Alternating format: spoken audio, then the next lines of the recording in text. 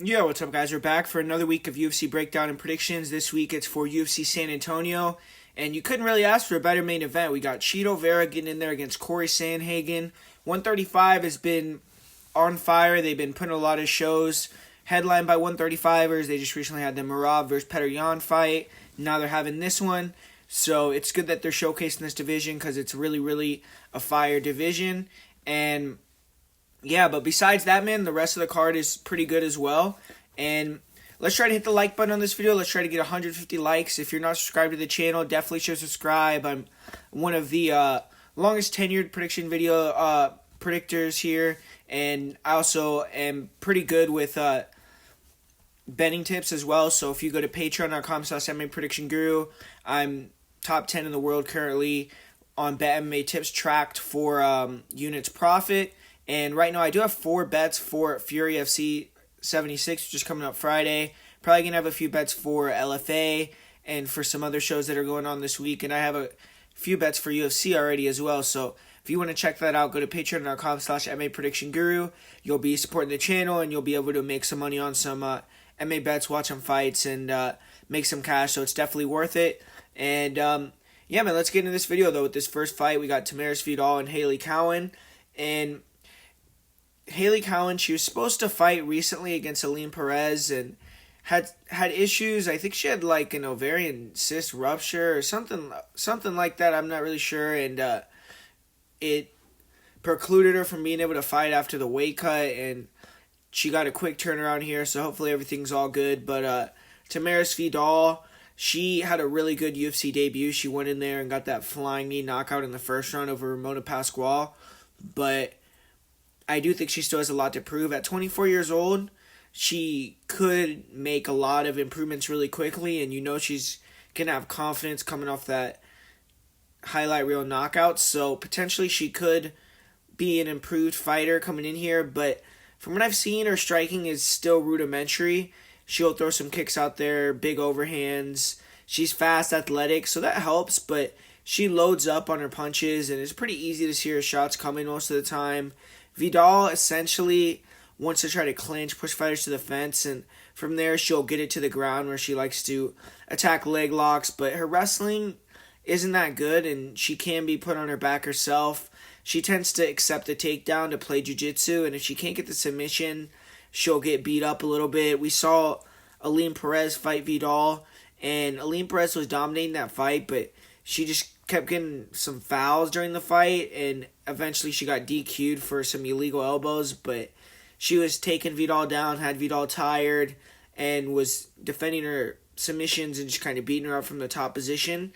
And Vidal, if she can't get the leg locks going or can't get into an advantageous position on the ground, she tends to get tired, and that's why I think that her cardio is a little questionable, especially she has a limited amount of fights. And Haley Cowan is similar. She doesn't have very many fights herself, but I think that Cowan is the better athlete. I think she is probably the better striker. She has decent kicks.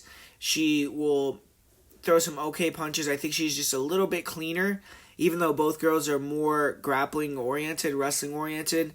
Cowan, I think, is going to be wanted early on in the fight to push Vidal against the cage, try to get her tired, use her size, because I do think she's the bigger fighter.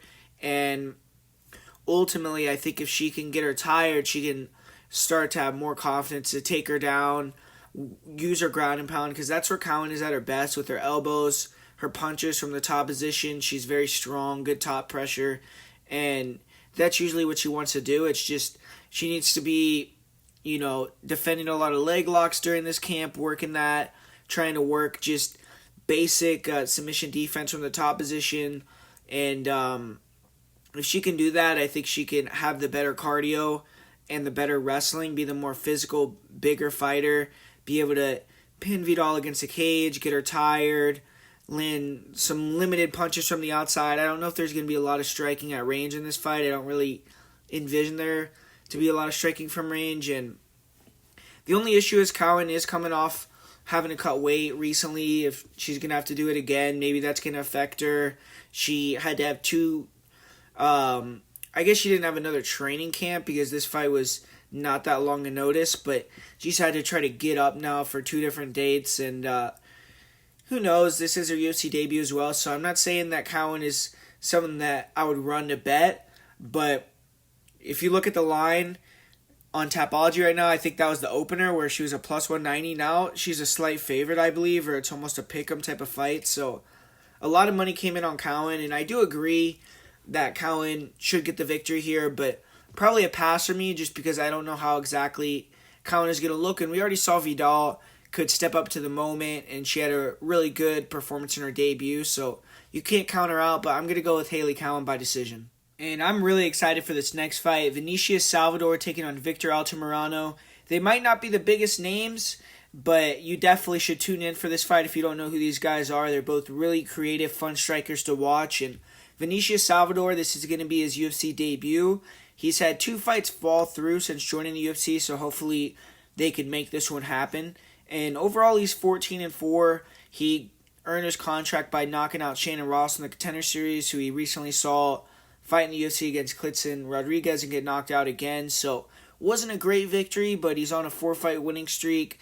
And his one loss in that run came against Jafel Filo, who just almost took out Muhammad Makayev, so, or arguably did take him out, whichever side you are on that tap controversy, but, yeah, Filo's the real deal, so that's not a bad loss. And you also have to note that 2 of the opponents he beat, though, during this 4-fight winning streak were 0-0, which to me is a little bit alarming. I don't like seeing fighters with so much experience, well over 10 fights, 15 fights, taking these type of fights, because to me it shows a mental weakness, and I think even if it's Salvador, or not Salvador necessarily asking for these type of low-level matchups, if it's whoever is handling him, they have to have more confidence, I believe, and test him against tough competition to forge him through that fire for the UFC, because this isn't like boxing, man. They're going to have him in there fighting beast right away, and he's going to be in there with Altamirano, who's definitely going to be up for the task, and we're going to see if Salvador is going to sink or swim here now that he's in the UFC, but he's taking on the LFA Kingpin, the guy with the most title defenses in LFA history, Victor Altamirano, who got into the UFC win column for the first time in his last fight.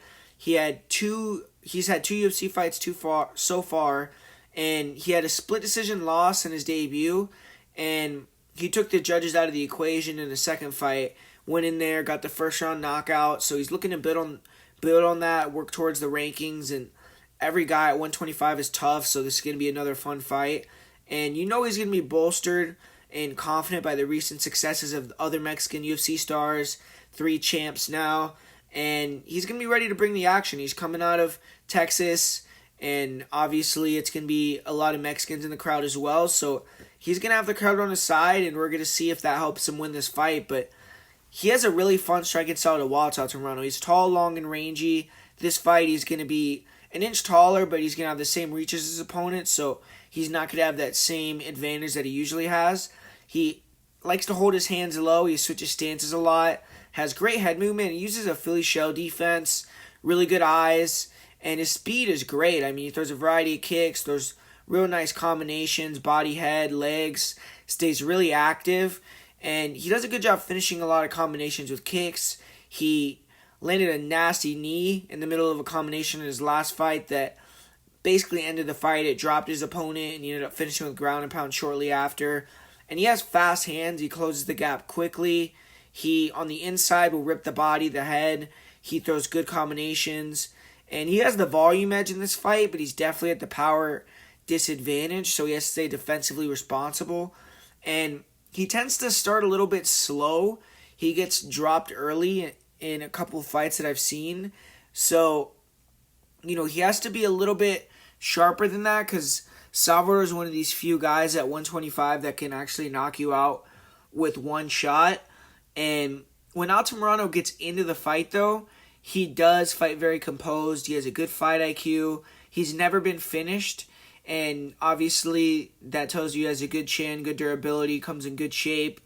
And he still has to be aware of the power, though, with Salvador has 13 knockouts. But I think once he gets in the fight and starts feeling the rhythm, he's going to show real good head movement, evasiveness, and it's going to be a fun fight where both these guys are probably going to be pretty hard to hit. And Venetia Salvador, he's kind of similar. He's a tall counter striker. He likes to get in, get out, and he starts fast. 10 of his 14 wins have ended in the first round, and he's 13-1 in fights that have ended in the first, and he's only 5-3 in fights that have gone past round 1. So he doesn't really have a good track record in fights that have gone past the first round, and only 2 fights that he's had have went to round 3. He's 1-1 in those fights. And so obviously extending Salvador is definitely something that opponents in the UFC are going to want to try to do. On the feet, he stands really tall, so he could throw kicks, move in and out quickly. He'll pressure, flash that rear hand, and then use the head movement, pull counters. Rear cross is fast, accurate. He closes the gap quickly, and sometimes he'll go first with some 1-2s, 3-2s, uppercut 2s, but usually likes to counter. On the inside, or when he can back someone up, he will get wild, and he likes to brawl in the pocket. If he connect, he could put someone's lights out, but he can also get countered. His last fight, he landed some big left hooks that ended up finishing the fight, and he's a showman. You'll see him taunt guys to try to goad them into war so he can land that, flashy counter knockout. Stylistically, these two guys match up great. It should be a really fun fight, but wrestling and grappling for Salvador is, to me, a little bit questionable. Like I said, he can get wild, and with his stance, standing really tall, he does let fighters get inside and take him down, and I've seen him get taken down off of kicks as well. Off of his back, he does use his reach and length to kind of threaten and stay active enough where he can kind of nullify his opponent, but he doesn't have a big submission threat, sweep threat, or great get-up game, and he hasn't really faced that many great grapplers. If I'm Victor Altamirano, my game plan would be to attack the legs and body and then try to force the clinch, hit some takedowns, try to avoid exchanging. And if Altamirano can use his speed, kicks on the outside, and then be able to get inside, use the clinch, work those knees, maybe hit a body lock or two, I think you'll start to see him take over the fight, and you'll start to see Salvador get a little bit tired. And Salvador's going to have to pressure, try to make it more of a war.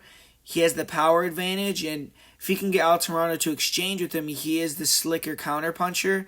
We saw Victor Altamirano get dropped in the first round in his last fight with the rear cross, so obviously Salvador has that same ability. And I believe that Altamirano has more ways to win. He already has 2 UFC fights to Salvador's 0. More experience in long fights. He's been in 5-round fights. He's never been finished. And he's probably going to be able to navigate the danger, use his evasiveness, his speed, his kicks to get Salvador to go first more, and then land counters, takedowns of his own. And I'll say Altamirano wins a decision here, but I wouldn't be shocked if Altamirano finishes him late either. And I think that Altamirano inside the distance is a decent play, and I think Altamirano, if he gets a plus money, is a decent bet as well. So I'm going with Victor Altamirano in this one, and I'll say that he wins by decision. And this next fight, we got an interesting one. We got Manuel Torres. He's taking on Trey Ogden. And Trey Ogden's kind of trying to become the Mexican prospect killer, I guess, because his last fight he went in there with Daniel Zellhuber, took his height, beat him. Zellhuber was undefeated. It was a big upset. Ogden was like over 3-1 underdog. And now he's trying to take the victory from Manuel Torres in Manuel Torres' debut. And obviously the crowd is going to be way on Torres' side here with him being from Mexico and this fight being in San Antonio. And he, in my opinion, is not going to have the same performance that Daniel Zellhuber did in his debut. He's a guy that I think is a little bit older. I don't think you could say he's more experienced just because he's had a majority of his fights end very, very quickly. But I do think that he's someone that is going to go for it. And I think in Trey Ogden's last win, I do think that he did a good job. I'm not trying to say that he wasn't effective in there with what he was doing, but I think a lot of his victory had to do with Zellhuber having a bad performance and not letting things go also. And the way I see this fight going down is kind of similar to how I've seen Trey Ogden's fights with other long not grapplers, but long strikers that have good front chokes have gone, like his fights, for instance, with Thomas Gifford, where he got guillotined 2 times. I've noticed that when Trey Ogden, when you pressure him, he does tend to want to shoot in on you. He likes to have a pretty fight. You see him on the outside, and he can land that check hook. He can land his leg kicks and control distance fairly effectively. He has pretty good footwork. But when someone can make it ugly and close that gap and kind of force him into a firefight, even Jordan Levitt, who obviously no one really sees him as a power puncher or someone that's going to close the distance and make it a brawl in the boxing. But he was able to start pressuring Trey Ogden in the 3rd round, force him into a bad takedown, and got on top because of that, because Ogden didn't like getting hit with those punches that Levitt was throwing. So personally, I feel like Torres, he's someone that brings that action. He comes forward. He's very aggressive. He is powerful. He's long. He throws good combinations, crosses, and I think he's going to try to get in Ogden's face and overwhelm him. And I just see Ogden forcing the takedown and either getting submitted. It's possible that he could extend the fight and it could become a longer showing and you could see Torres get tired. But personally, Torres is training at Entrim Gym. There's a lot of beasts at that gym. They produced UFC champions in the past. And I have faith in his cardio training up there in Mexico. Those guys usually don't get tired, man. And I don't think Torres is going to get tired. He doesn't have a long way to travel. He should be able to get in there and have an easy go in terms of the weight cut and everything, if everything goes smoothly. And I just don't think Trey Ogden is going to offer enough on the feet to really offset Torres. Torres can get wild. He is hittable with the check hooks, so Ogden could land some hooks on him, but I just don't think he's going to have the power to hurt Torres, who has a good chin, and I think Torres is going to overwhelm him, kind of force him to shoot a bag takedown and then take that neck and submit him. So that's my kind of view on how this fight's going to go down, and I have to go with Manuel Torres. I'll say he wins via first-round submission here. And up next, we got CJ Vergara versus Daniel Da Silva. They're going to be fighting in the flyweight division. CJ Vergara is going to be fighting at home in Texas, so Daniel Da Silva is going to have the crowd disadvantage here, and he's going to have to bounce back from being 0-3 so far in the UFC. CJ Vergara, this is going to be his 4th UFC fight, and he also needs a win. He's only gone 1-2 in 3 UFC fights, and the UFC's given both these guys tough matchups. Vergara had to fight Ode Osborne, he fought Clinton Rodriguez, and then he fought Tatsuro Taira. And Daniel Da Silva, he fought Jeff Molina, Francisco Figueiredo, and Victor Altamirano. So I do think that Vergara's been fighting the better competition, but both fighters fought good guys.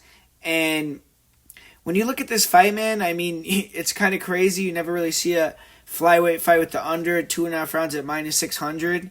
But it's hard to envision this fight goes to decision. We got CJ Vergara, who's pressure fighter. He has good boxing on the inside, nice knees in the clinch, likes to target the body to come up to the head, and power hooks, and keeps that pressure on you.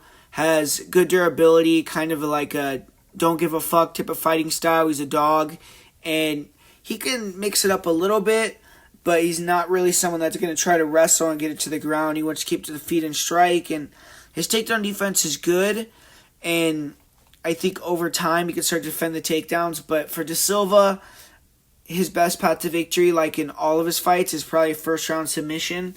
Da Silva's a really explosive guy. He's someone that early on in fights is very dangerous. He's gotten a lot of first-round finishes, and he's gotten close to first-round finishes even in the UFC. He got close to an armbar against Jeff Molina. He dropped Victor Altamirano in his last fight. So he hasn't won a fight, but he's had some close calls where he's almost had things go his way. So he's dangerous. He throws nice counter crosses, good kicks. He can close that distance really quick. And early on in the fight, he wants to, try to land that big power knockout cross, big power kick, spin kick, and get that flashy knockout. And you'll also time some takedowns. He has some explosive level changes early on, can get on top, and from there he will try to immediately try to get into a dominant position and find a submission. He also is willing to go to his back and hunt submissions off his back, and he's dangerous from the full guard. So his offense is good, but De Silva tends to kind of wilt under adversity, at least from what we've seen so far. His cardio is a big question mark as well. So he's been a first-round or bust fighter basically in his career. His last fight, he looked good, and then he got hit with the body shot. He got dropped and finished. And that's one of CJ Vergara's things, is attacking the body, pressuring.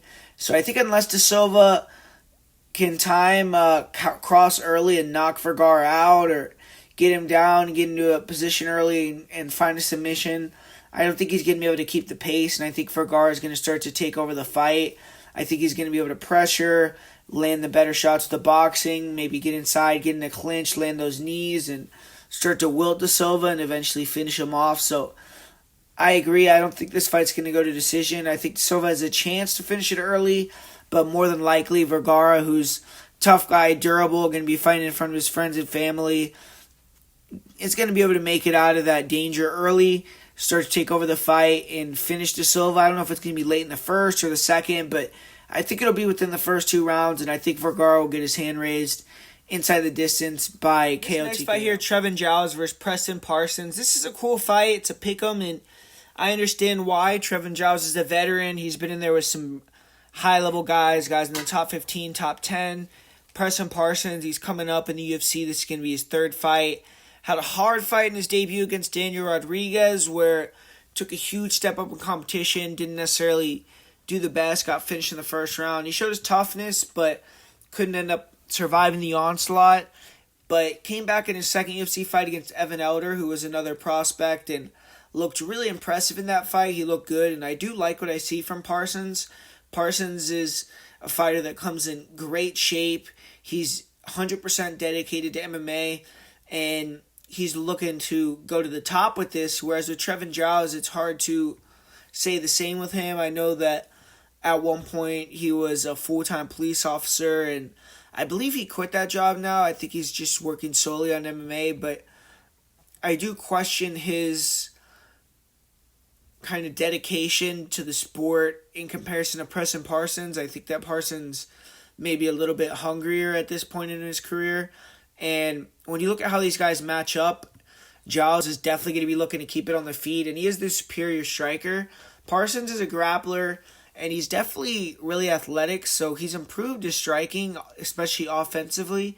He has good footwork and good counter hooks, and he has power in his hands, decent kicks as well. And his defense has gotten a lot better, but Trevin Giles, he has one of the best jabs in the division. He has a pretty good rear cross, pretty good ability to pull counter, and he's long and rangy. He's big for the weight class, so he's going to be looking to use his defensive wrestling, use his distance control and footwork to keep the range, land the jab, land the counter crosses on Parsons, who we saw against Daniel Rodriguez. He got clipped with some jabs, some straight crosses, and eventually got overwhelmed and finished. So Giles, I don't think has the power that Rodriguez has or the sharpness or volume, but he needs to be able to up the volume and maybe show some new power in this one to get on this 2-fight win streak.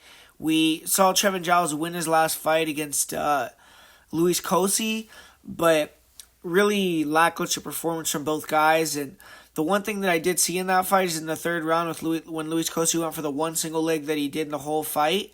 He got it, and you see Giles use that wide stance. And Preston Parsons is a great grappler, man. He definitely is impressive on the ground. He is very strong as well. You'll see him close the distance on guys, and he can get big lift takedowns, slams. His cardio is on point.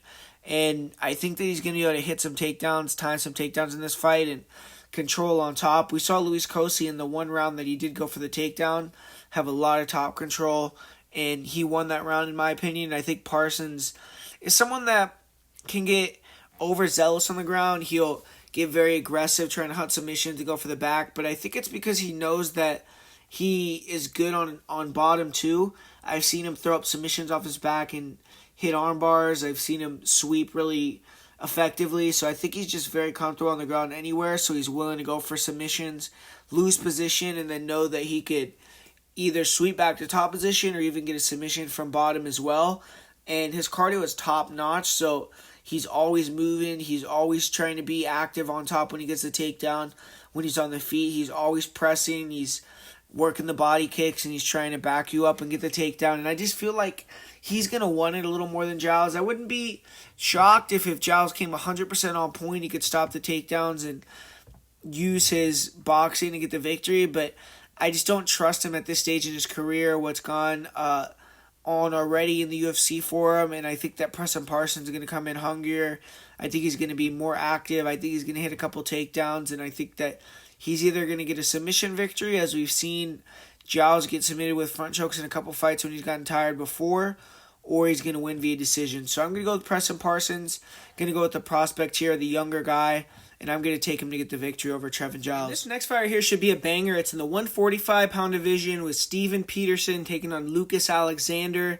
Lucas Alexander, he had a rough debut. He went in there, got finished really quickly, so he's definitely going to be wanting to look better than that. And Steven Peterson had his 2-fight win streak snapped in his last fight, but man, he went in there and put on a great performance against Julian Erosa. It was a war. Erosa's another guy that's been looking good as of late, so it's no shame in that loss. And Peterson is still hanging around in the UFC after, quite a few fights. So he's someone that I think is overachieved.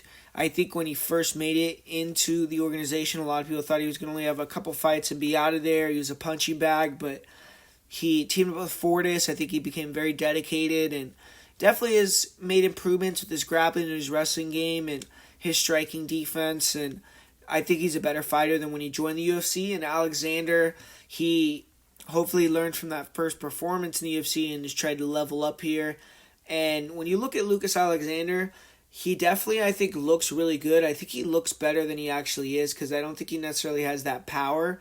But when you let him stay at range, he'll be very active with 3-2s, 1-2s, fast hands. You could definitely tell he's a great athlete. He'll throw nice kicks out there too, good knees. He'll throw combinations, and he has speed. So if you stick at range with him, Peterson's going to be in trouble because I think Alexander's going to try to chop the leg. He's going to be faster with the hands. He's going to be able to mix in body attacks with the knees, with the body kicks, maybe even land a head kick or two, and that's where Alexander could be more dangerous. Because I don't think with his hands he necessarily has a ton of power, even though he can connect and be flashy and fast. But I do think if he can land a head kick, obviously anyone could get knocked out with a head kick. But, I feel like Alexander, once you pressure him, though, and you get on the inside, he's pretty easy to back up. I don't really rate his ability to pull counter that well. And one thing about Steven Peterson is that this guy's a dog. He's going to pressure forward. He's going to be aggressive. He's going to get in your face. And he's going to try to make it a war. So it's going to be interesting to see how Alexander handles that pressure. One thing about Alexander as well is I don't think that he has the best chin. I've seen him get rocked in a few fights, and I do think Peterson has some power. Peterson, kind of stiff. He's a little bit square in his stance, kind of stationary guy. So I do think that Alexander early in the fight could have some success just picking at Peterson at range, beating him up a little bit. But I think as the fight goes on, Peterson is going to start to find his range, pressure, get on the inside, be able to land those punches and hooks and, kind of punches and bunches type of shots that he likes to do. And I think he could hurt Alexander. I think that he could mix in the grappling and the wrestling as well, hit some takedowns. I don't think Alexander has great wrestling. His grappling looks decent. He trains at Fusion XL and definitely an anti-grappler, but he has good get-up game. He seems very hard to control, and he'll just consistently get back up to his feet. But you can take him down. You can hold him against the cage. And if you continuously can do that 3, 4, 5 times, you can make him slow down, and you'll start to make mistakes like give his back. He has been submitted with the rear naked choke before. He got submitted really quickly against Brito with the rear naked choke. So that's happened 2 times to him. And Peterson's a dog, man. Peterson, someone that's going to wrestle. He's going to mix in the grappling in this fight. He's going to have a good game plan. And I think he's going to be trying to get the back and find that rear naked choke. And ultimately, I just feel Peterson has too much experience. Alexander is the better athlete, the better striker at distance, but I think Peterson is going to make it a dogfight. I think he's going to be able to eventually get to the back, and I'm going to say he gets the rear naked choke. So, going to go with Steven Peterson via submission. We got a veteran versus prospect fight with Daniel Pineda welcoming back Tucker Lutz. I guess both these guys are coming off year-long layoffs. And Daniel Pineda, solid fighter, veteran. He isn't pretty striking, but is a wrestler, grappler, and super explosive, strong. He has good wrestling. He has a black belt. On the feet, he's wild, but good movement, fast, those heavy calf kicks, and powerful overhands, big hooks. He definitely has the power advantage in this fight, in my opinion. I think he'll be able to connect, too. I don't really think Lutz has the best defense or evasiveness. And Pineda will throw some body kicks, spin kicks, high kicks, and is okay with the kicks, but not really super effective. And for Pineda, he should really try to attack the calf, try to hinder Lutz, make him slow down. And Pineda does have the tendency to get wild, loopy, and fighters can land clean counters. His last few fights, he's had real rough matchups with Cub Swanson and Feely, guys that are good at range. They could flow and use those long-range attacks, land crosses, land strikes down the middle, and be evasive. And when Pineda gets tired in recent fights, he's become very hittable, and he's been more of a one-round fighter. There's a little bit of question, if he was enhanced, and he got caught in the PFL tournament. So now that he's in the UFC, I think that maybe he can't keep that same pace that he used to keep in other organizations. But he's tough. He's hard to get out of there. Proved that again in his fight with Feely. He survived a ton of punishment before the eye poke. He's only been finished by strikes 2 times in 41 fights. And he's a wrestler, man. I mean, the guy has great timing, fast shots. And having seen Lutz's last fight, I definitely think he's going to be looking to use the overhand and then duck under and time the single. If Pineda can get on top, he's an aggressive submission hunter, good back takes, and this is a make-or-break fight for his career. So I think controlling position and being smarter would be the move, but we know Pineda's going to be hunting finishes like always. He has a variety of submission finishes he goes to, guillotines, rear naked chokes, kimuras, even a few triangles on his record. And going for submissions can lead Pineda to lose position, and sometimes he'll even pull guard, and it seems like he doesn't mind being on his back. But as the fight goes on, he can become a little bit more content to stay on bottom, whereas when he's fresh, he can explode, reverse position. And he has been submitted 6 times, but the last time he was submitted was in 2010. It's just the cardio that's been an issue for him. He is 0-5 in decisions. We haven't seen him see the scorecard since 2016. And if this fight starts to go late, I think the youth of Lutz will just take over. For Tucker Lutz, he's a pressure fighter, switches stances, he'll throw some combinations, good cardio, he's high volume, attacks the body, mixes it up well. And on the feet, he puts his hands together well, he's accurate, he works off the jab. He has good kicks from southpaw, leg kicks and body kicks, but he's pretty square, he's flat-footed. If I were Lutz, I would try to go southpaw here to avoid the leg kicks and use his jab, use the body kick, and Lutz is going to be there for the overhands from Pineda as he enters from either stance, and leg kicks when he's in orthodox, and I think his defense should be a lot better than it's been in recent fights. He needs to try to use that jab and straight shots to offset the rhythm, catch Pineda as he loads up, and work the body, stay patient, pressure, try to wait for Pineda to get tired and then take over. And if this fight starts to go long, I think that Tucker Lutz, it's going to become his fight to lose with his volume, pressure, and just being younger. And his takedown defense, it didn't hold up in his last fight against Pat Sabatini. Lutz has not really fought many credible opponents, so Sabatini was the best wrestler grappler he'd faced to date, and I'm sure Lutz took a lot away from that experience. And for this fight, he needs to show he's been working and improve that aspect of his game. But Lutz allowed Sabatini to use overhands to get in on singles, press him against the cage, take him down, which is exactly what Pineda's going to be trying to do, I believe. In the Sabatini fight, Lutz gave his back, trying to stand up multiple times. And he didn't get submitted, but he got severely out-grappled. He was able to take down Sabatini in the 3rd round, but quickly got reversed. And Lutz is good when he gets cement position on top, but I don't think he's going to be looking to grapple and unless he sees Pineda very severely tired. And I feel like Lutz, he needs to be smart, but push the pace, stay patient. Trust he'll be the guy in the better shape of the second and third round. And he's going to be motivated coming off the first loss, or second loss of his career, but first loss in a long time. And I expect him to come in even better shape for this one than he did in his debut and look a little bit better. And I don't understand the line, though. I get the fact that Lutz is younger and Pineda's coming off of a bad streak, but Lutz hasn't proven much. He's beaten nobody great. His best win is got a win over Kevin Aguilar, who has 1 foot out of the game already. And you could argue Pineda also has 1 foot out the door, but I would still say that Pineda's a tougher matchup than Aguilar by far. Lutz got dominated by Pat Sabatini his last fight, who's good but not elite.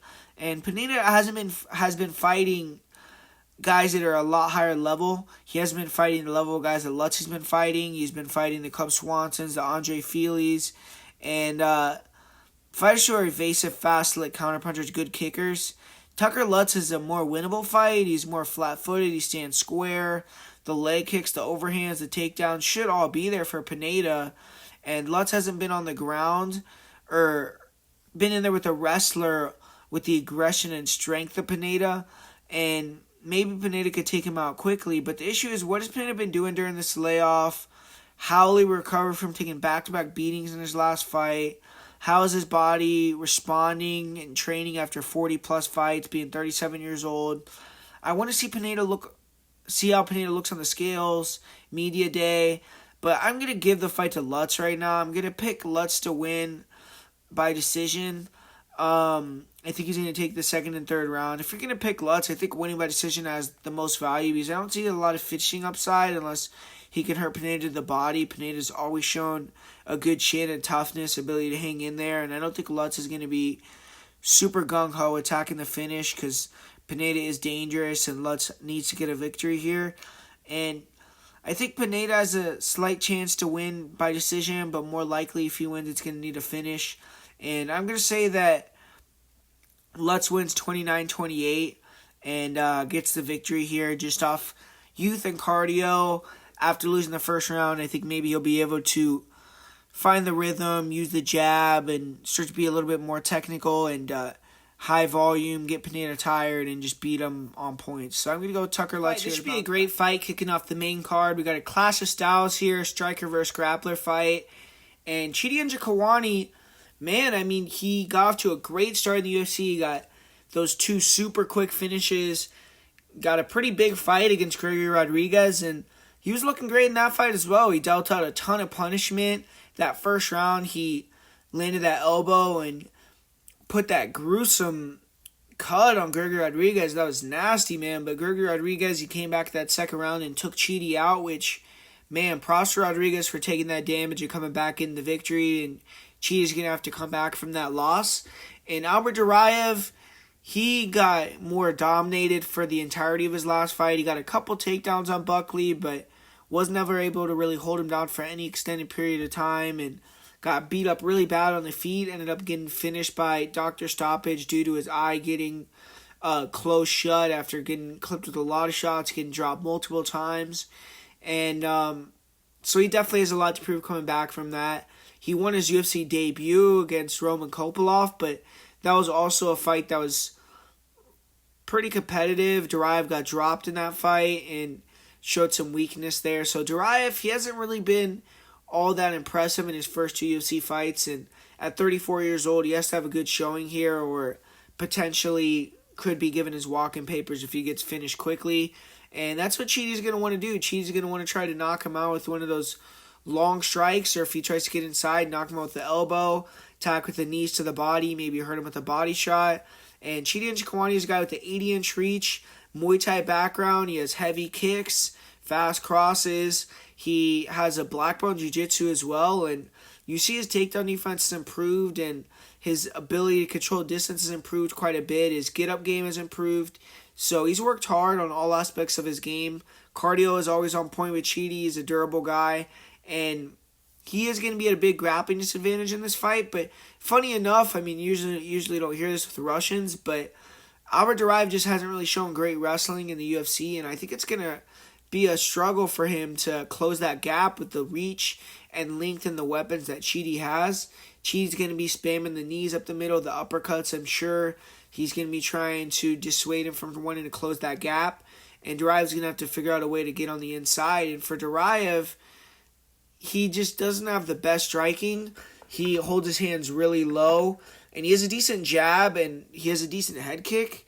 But his defense is really bad. He has a questionable chin and very hittable as he closes the distance. Doesn't really set his takedowns up the greatest.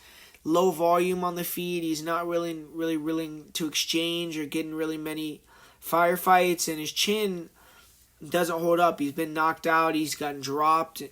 And I feel as if his wrestling MMA is just not all that good. His durability, his grappling is pretty high level.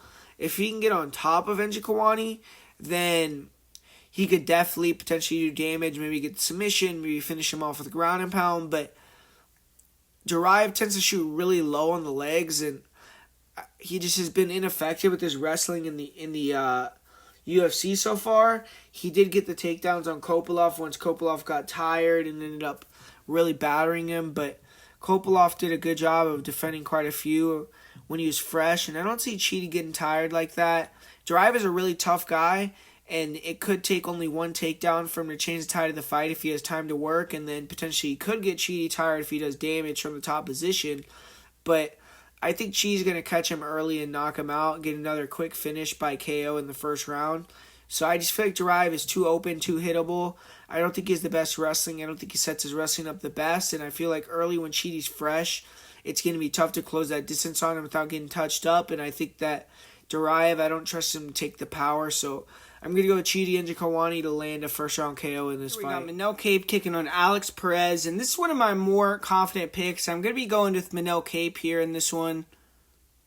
Mainly, a lot of it's because I don't trust Perez. He's coming off 2 losses in a row. He hasn't fought in quite a while. I guess it's been less than a year, but he hasn't been that active recently. He hasn't won a fight in over 3 years. So I just feel like Cape, he's on a 3-fight win streak. He's in a much better spot in his career. And I believe the speed is going to be a huge difference. I think that Perez, he's a good fighter, man. I mean, the guy has good defense on the feet. He has good high guard. He does a good job of having kind of a low stance where it's hard to hit his body too. And he's pressuring in. He's willing to brawl. He'll throw those big punches. He has the calf kick game on point, and then he's a very good wrestler. I mean, the guy's got a good single. He could time body locks really well against the cage. He can kind of get you in that wrestling ride position on the back and just grind you out. But Perez had issues with grapplers, guys that could submit him. He's been submitted his last 2 fights in a row in the first round, and he's been submitted several times throughout his career. With Minnow Cape, we got a guy that I think is going to try to make this fight real kinetic and wild. I think he's going to pressure. I think he knows that Perez has that inclination to be willing to brawl, and Cape is going to invite that because Cape is extremely durable, super fast, and he just has a great ability to pull counter. So I think that if he can get that type of war, then it's going to be advantageous for him. I think he could connect on Perez a few times and maybe make Perez shoot a bad takedown and then lock up a submission or knock him out. He has gotten a knockdown on his last 4 opponents. And with Perez, he has shown good durability, but I don't think he's faced someone besides the Figueiredo fight where he got submitted early that has the power that Cape possesses. So it's going to be interesting to see if he could take those shots, if he does get hit a few times. But why I'm also interested in the submission prop with Perez with Cape is because Perez tends to always lose by submission. So I think if he gets hurt, he might wrestle his way into a submission.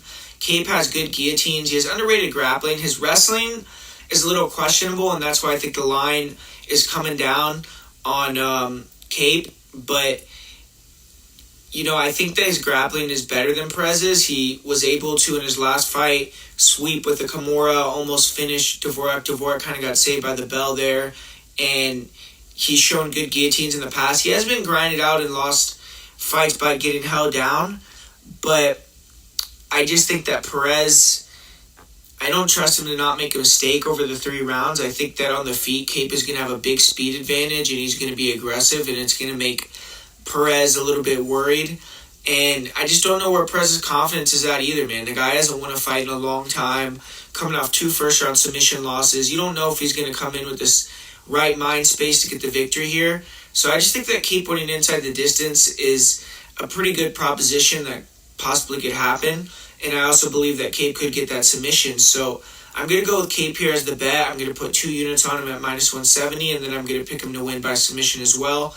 So those are the plays here that I have for Cape, and that's why I made the bet. So we got Andrea Lee taking on Macy Barber, and this should be probably a pretty good matchup for Macy Barber here. Andrea Lee's always struggled with pressure fighters that like to, grapple, clinch against the cage, take her down, and that's what Macy Barber is going to be looking to do. And you have to give Macy Barber some credit. I mean, a lot of people left her for dead after the Alexa Grasso loss, after the Roxanne loss, and she's managed to, bounce back, get 3 wins in a row. She got the biggest win of her career last fight. She beat Jessica Ai, and now she's looking to take out another big name in Andrea Lee.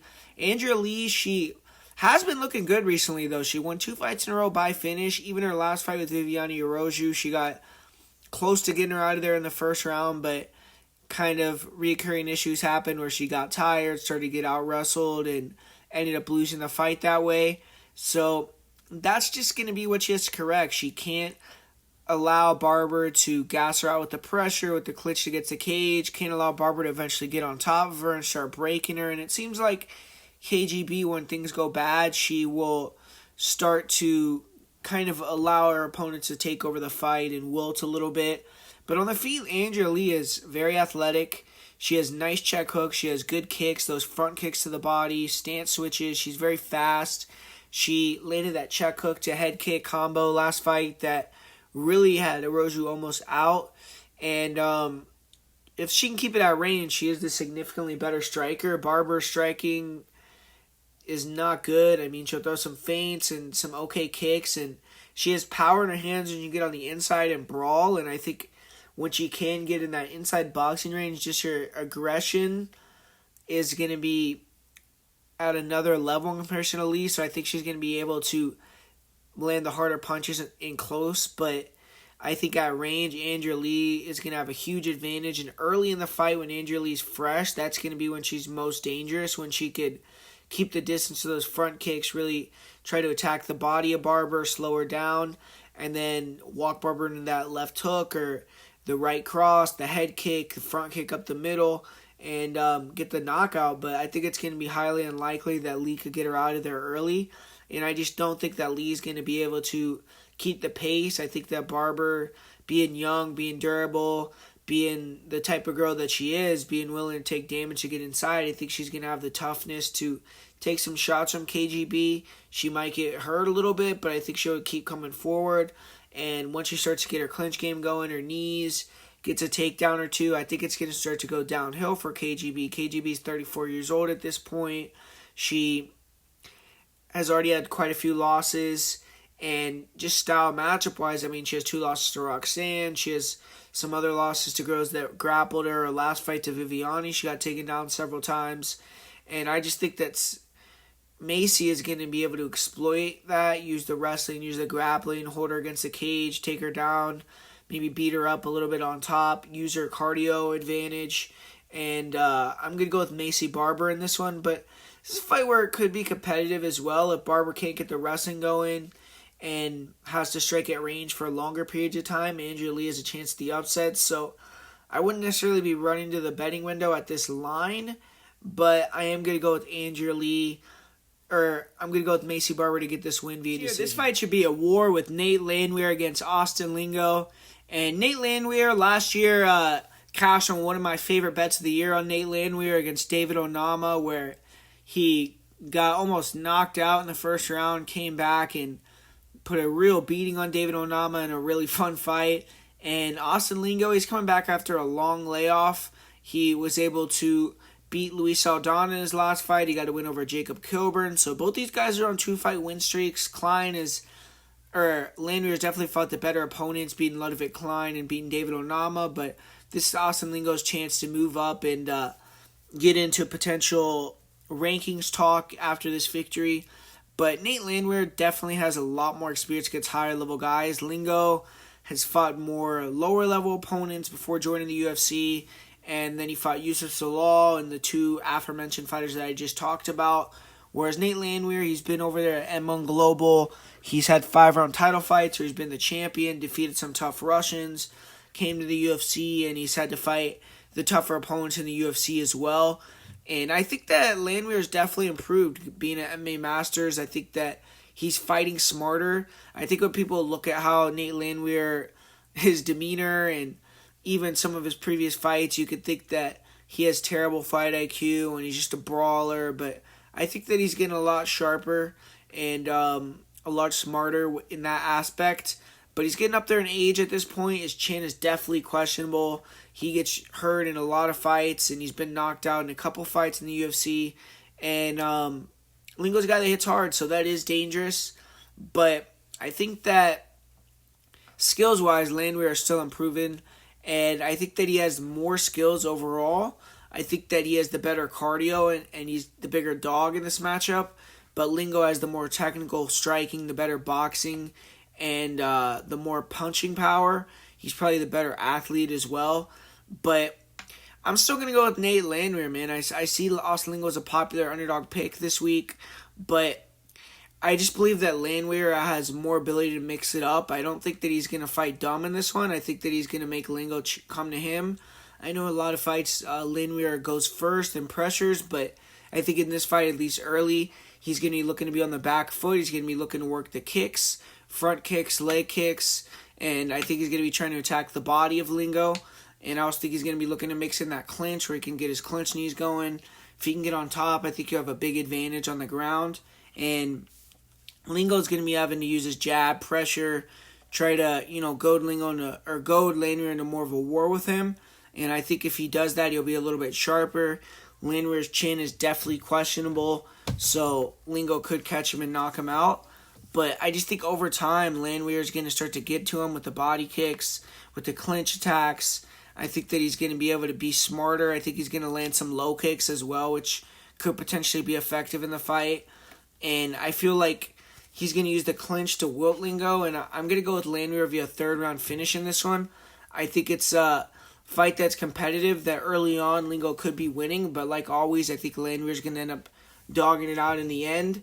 And I just don't think Lingo's the type of guy that has the finesse to land a clean knockout on Landwehr. Landwehr, even though he has a questionable chin, he gets hurt a lot, he's super tough, and if he could see the shots coming, he's probably going to be able to take the punishment, survive.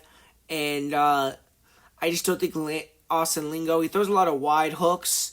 He has that jab that's clean, but a lot of his punches are looping, and I think that Landwehr is going to be able to take the damage and end up, doing the better at the end of it. So I'm going to go with Landwehr to win this fight via third-round KO TKO. In the co-main event, we got Holm versus Gianna Santos, and not really too interested in this fight. It's probably going to be a short breakdown with this one. I think it's probably going to be a close fight. That could even be a split decision type of fight. Holm, 41 years old. Eventually the wheelers are going to fall off, but you have to admit, she keeps herself in tremendous physical condition, and she's someone that's never taken a break, went out of the gym. I think she always stays in shape, so that's going to help with your longevity, and it already has with Holly. And she just signed a new 6-fight deal with the UFC, so obviously she's going to be sticking around, or feels like she has the opportunity to stick around for the long haul.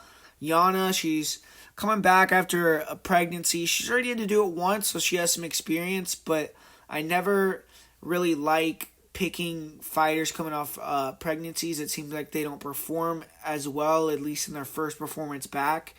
And but these women, they fight similar, honestly.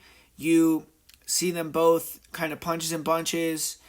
I think Holm obviously is the more technical boxing, but Santos also throws good kicks. They both have the kicks and spins, but they also like to clinch and hold girls against the cage.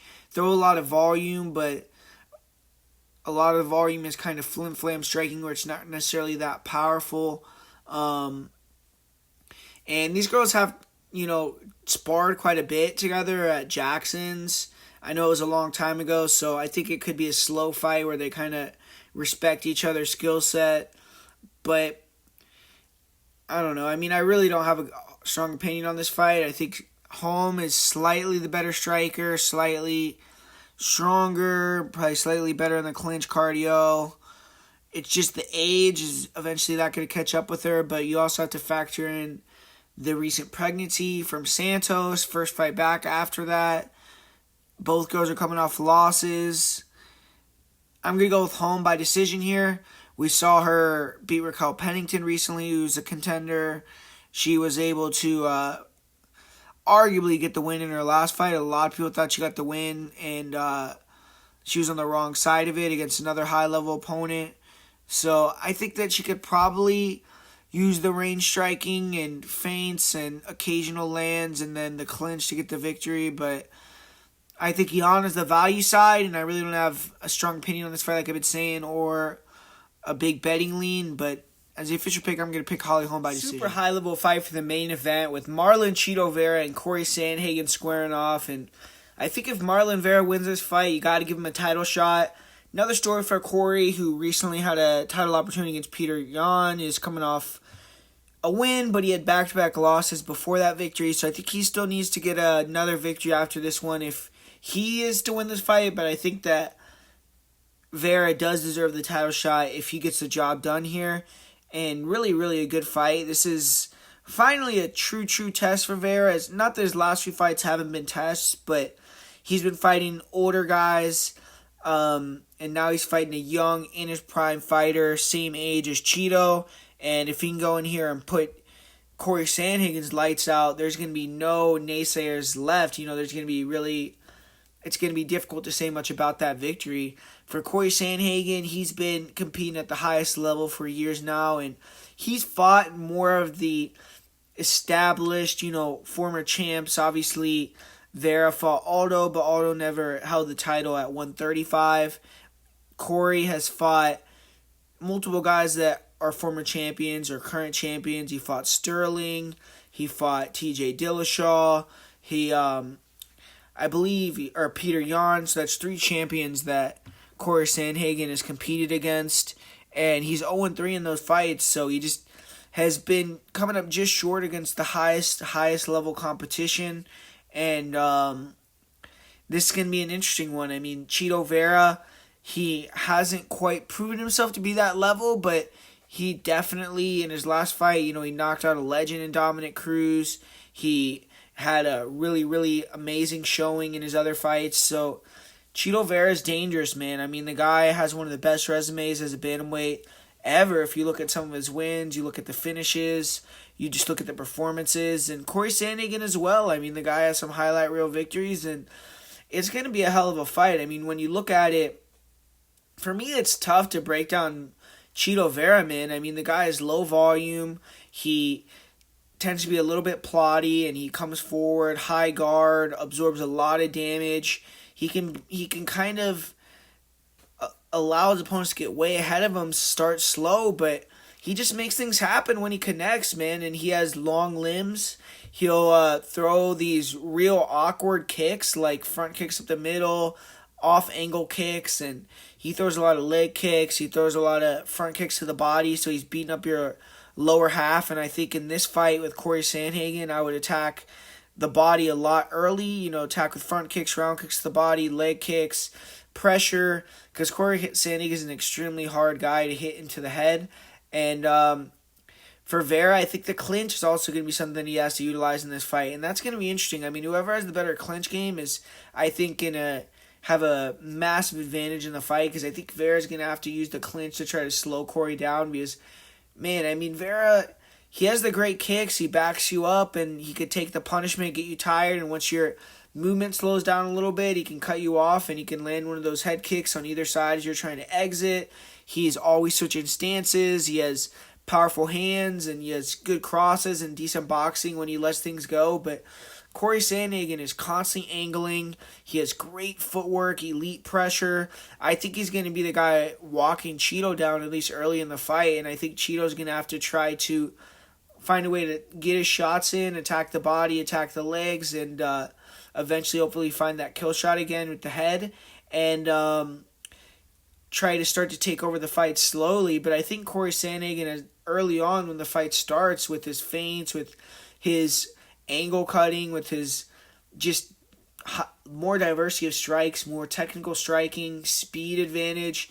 I think that he's going to be able to pressure Marlon, land shots, get in, get out, cut angles, make Marlon miss a lot. And Marlon, I think, is going to be real defensive, where he's not going to really be throwing a ton early on. And then it's just going to come down to if he's going to be able to get the read on what Sandhagen's doing and find a way to land that kill shot, or if Sandhagen's going to be able to keep using that diversity, using his footwork, his movement, and kind of being tricky, not giving Marlon those reads and being able to win a decision. Because Marlon Vera, I mean, the guy, you can hit him with a baseball bat, he's not going to get knocked out. So I find it hard to believe that Sandhagen's going to go out there and KO him. I mean, if someone were to do it, I mean, it's definitely potentially a guy like Sandhagen who throws these explosive actions like the flying knees, the spinning kicks, because if he lands that on Vera, I mean, I don't know anyone that could take those shots. If Vera could take a flying knee like the one he landed on Frankie Edgar, then the guy's just absolutely inhuman. But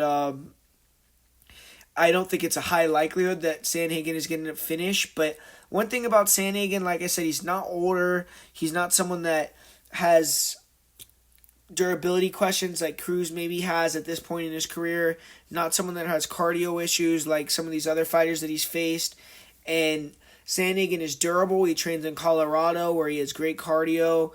And I believe that he's also going to get the better of the wrestling and the clinch work. I don't necessarily think he should go for takedowns because Chito Vera, I mean, the guy's dangerous. I think he has the better grappling, and if he can get to the back of Sandhagen or get on top, get in an advantageous position, he could finish him. But Sandhagen, I think, has worked really hard with his wrestling and incorporating the level changes at smart times. He was wrestling a lot against Song Yadong, and I think that Sandhagen game plans really well. I mean, he knew that Song Yadong is a guy that usually gets tired, so what did he do? He went out there, wrestled early, wrestled way more often than he usually did. He clinched against the cage, and even though he couldn't hold Song Yadong down, it did help effectively get Song Yadong tired, and then it eventually led to Cory took over the fight and caught him with an elbow and ended up winning on a doctor stoppage. And Chito Vera, I think that is a guy that you could take down, but I think that Sandhagen more should try to mix in those clinches to make it even harder to read and get Chito to land that one kill shot that he needs to get the fight. And I think that he could also be effective clinching Chito against a cage, holding him there. And, you know, we did see Jose Aldo get the back of Marlon Vera, control him for the entire third round. So, of course, Sandhagen can get the back or get into a dominant position. He could maybe even control Vera and win around that way. But with Sandhagen, I mean, it's all just about avoiding that, you know, big kill shot that Vera's going to be trying to land. And Vera has that it factor where it's just kind of hard to put into words, you know, how he gets the job done sometimes. But he just gets it done in there. And he goes in there with elite cardio. He has a lot of different weapons that he throws, the kicks, and he's just super dangerous. He's extremely durable, so you could hit him with everything in the kitchen sink, and he's going to keep coming forward. So when you have those aspects in your game and you just have that undying will and, you know, want to win, it's extremely hard for a lot of guys to beat you, especially if they're older, they're on their way out. I mean, you could just outlast these guys. But Sandhagen, I think he has that dog in him as well. I mean, I don't know if he has that same outward charisma that a Chito has where it's so evident that this guy's just a G and willing to walk through everything. But I think Sandhagen is one of these guys that kind of is quiet but carries a big stick, man. And he's can get in there and get super intense as well. He is not going to get tired. He's an elite gas tank. He has great elite durability. I mean, we've seen this guy take shots off John Lineker. We've seen him take shots off Petr Yan and get dropped and come back and be effective. And he's only lost to the best, and some of those losses have had some bad circumstances. I mean, the TJ fight, someone could easily say that they thought Cory won that fight, and very competitive back and forth battle in that one.